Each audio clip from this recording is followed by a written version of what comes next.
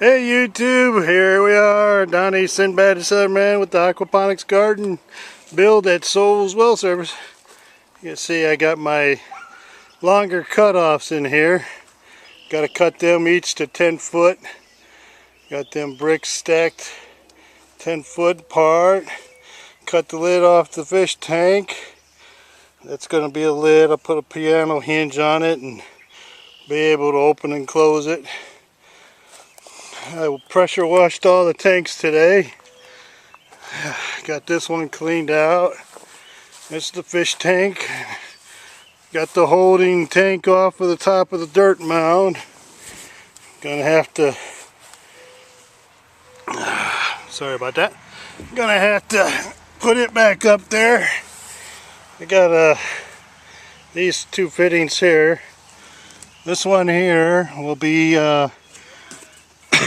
2-inch pipe for overflow, and this one here will be the circular pipe.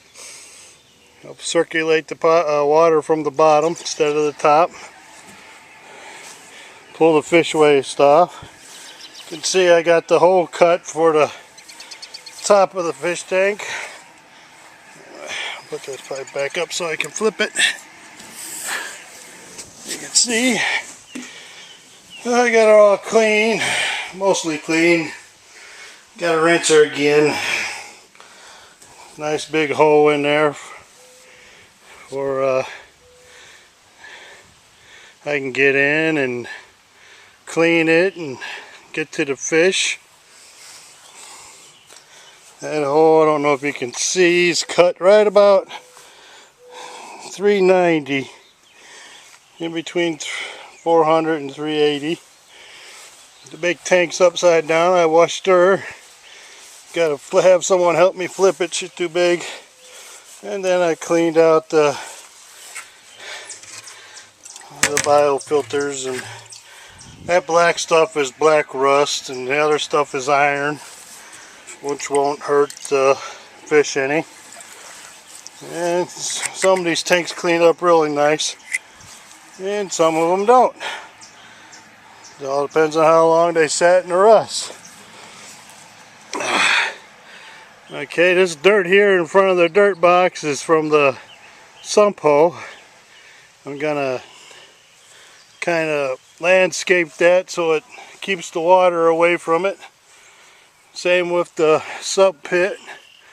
Got more dirt out there. I'm gonna leave it off a couple days and water it and try to get it to go down and pack in there good. That's all clay. Yeah, this thing about kicked my butt. It is deeper than what I thought it would be. That's 4 foot. There's a patio block in there. These are 4x4s for the mid brace from end to end. Then you can see I got a shelf in there where the patio blocks are. I'm going to put sand in there, level it all out, put them tanks on there. There's plenty of room in there. And then down there with a 4x4, that's about 6 inches to 7 inches down. I'll be able to get a bucket underneath the spigots to clean out them tanks. And here's the backside where I'll cut the holes down here for the drain from the greenhouse into the sump pit. I gotta get that off.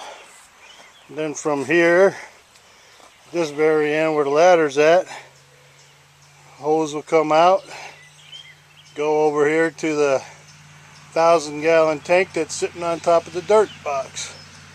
From the dirt box, it'll go into the 22-gallon tanks, which will be should be all clear, clean water as the fish and everything else sediment comes in and settles in that big tank.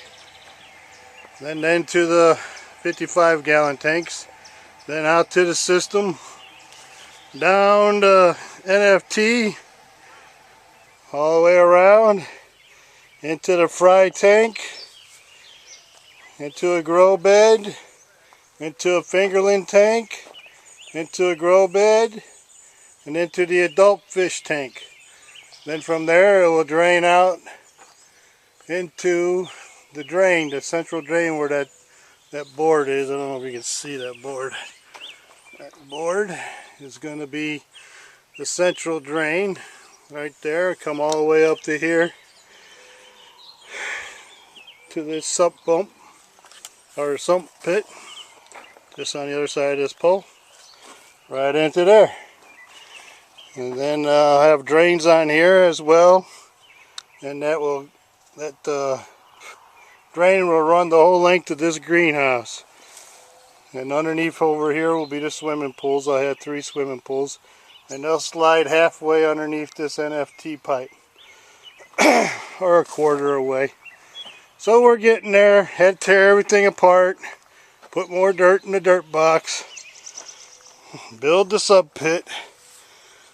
It's a lot of work to begin with, but once you got it up and running, it's gonna be okay. It'll be a little bit of work and a lot of payoff, I'm hoping. And right in between the dirt box and the sub pit is the well and all that grass. We got the wires there for the well going down on the drop pipe. There's no pump on the end. You got to pull this pipe up, put a pump on it. And over here is my electric. I don't know if you can see it by the shovel. It's already buried, but this is too light of a power line for the pump I've got to fill that 1,000-gallon tank. I got a pump that's 50 gallons per minute, and that's going to fill that tank as soon as I need it filled, as fast as I need it filled. And laying out the pipe for the troughs. The 4-inch pipe will come over here to the last tank, which will be on this side, the right side of these 2 tanks, right there underneath that 22-gallon tank. Initially, these 22-gallon tanks were supposed to be siphon tanks. See, they're sealed, so they create a vacuum in case the power goes out. They should still pull enough water to fill these tanks to keep the system going with the ball cocks or the ball valves or whatever you want to call them. And there's the layout of the pipe for the troughs. Comes over from that one tank over here. Let me move over. See how I got these blocks? I got them set that way, so I'm going to get some of these old pieces. I'll piece them together and I'll fill them with antifreeze, beet juice, or most likely beet juice, because it doesn't freeze and it's biodegradable. And I'll fill that up for a heat exchange in the winter. There'll be 8 of them all together, right underneath the NFT system. And no matter what the temperature is, it should keep that pretty well warm in the winter. And if I have to, I can connect them all together and put a water heater in there. Seen a couple on YouTube.